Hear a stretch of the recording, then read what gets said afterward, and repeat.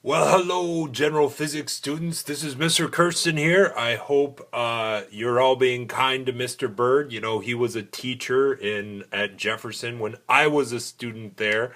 So he is a great person, and you're very fortunate to have him watching out for you over the week. But I am just about to leave for my trip. Hopefully, I don't have to spend too many of these while I'm there. These are my yen, so I know this looks like a lot of yen, but it's about $10. So, anyway, enough about Japan though. Let's talk physics. Let's talk magnetic fields. Let's talk electrons. Let's talk page 675, number 2. Here's a little example problem to get you going on solving for problems using magnetic fields and charges. So, number 2 says if an electron in an electron beam experiences a downward force of 2 times 10 to the minus 14th newtons while traveling in a magnetic field of 8.3 times 10 to the minus 2 Tesla west, what is the direction and magnitude of the velocity? So I need to find the direction the electron is traveling using the good old right-hand rule. We're going to go through that. And I need to find out how fast it is going. So if we write down all of the information here that the problem tells us, this is basically the numbers we are given. Note here that the charge Q is just that of the charge on an electron, 1.6 times 10 to the minus 19th coulombs. So we want to find the velocity and the direction of the velocity. So why don't we go ahead and try to find our our numerical answer for the speed at which the electron is moving. All right. So the formula we're going to use to solve for that is F. Sometimes I write F sub B to remind myself of that, is equal to QVB. Okay? Q being charge, V velocity, B strength of the magnetic field in Teslas. So if we rearrange that a little bit, we get V equals F sub B over QB, which is equal to 2 times 10 to the minus 14th, divided by 1.6 times 10 to the minus 19th. That should be a little negative there, times 2.0 times 10 to the minus 2. All right. Don't forget when you divide to put those numbers in parentheses. And if we solve for this, and I'm going to make this an absolute value here, so it's going to come out to be negative, but I'm just going to go ahead and write it as a positive number, and I will try to explain why that is in just a second here.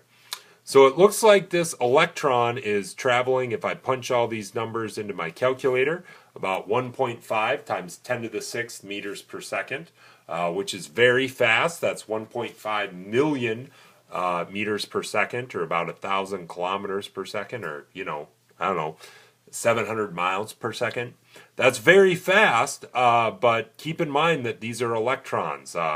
They can travel, sometimes they'll get up to the speed of light. Well, not to the speed of light, but close to it, 3 times 10 to the 8th meters per second.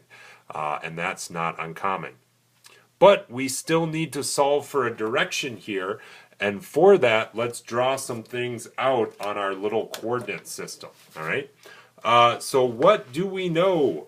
What do we know? We know that there is a magnetic field that is pointing in the westerly direction.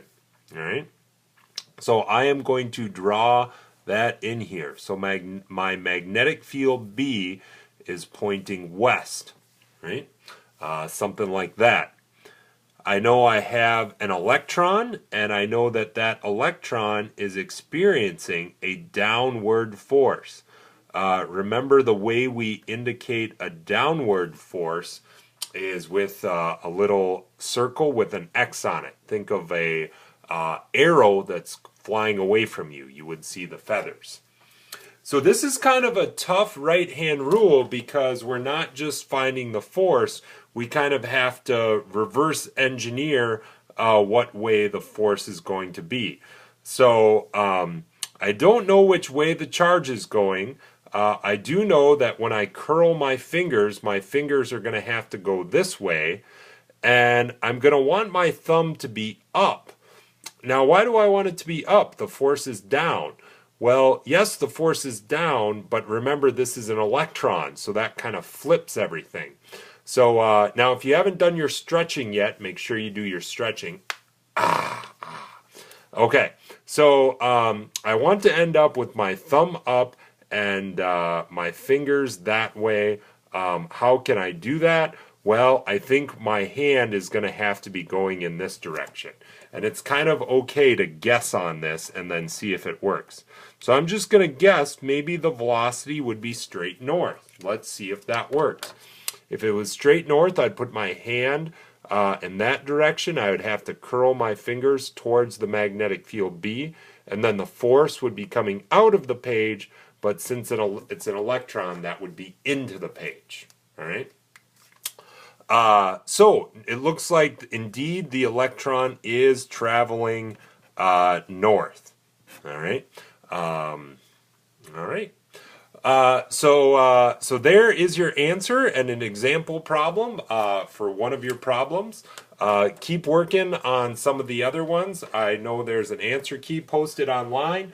And for your hard work and working so hard and listening to this video, I have a surprise for you at the end of the video. I am going to show you something really fun.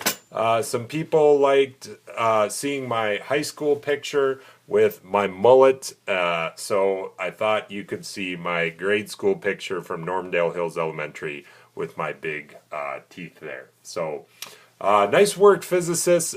Keep up the good work this hour.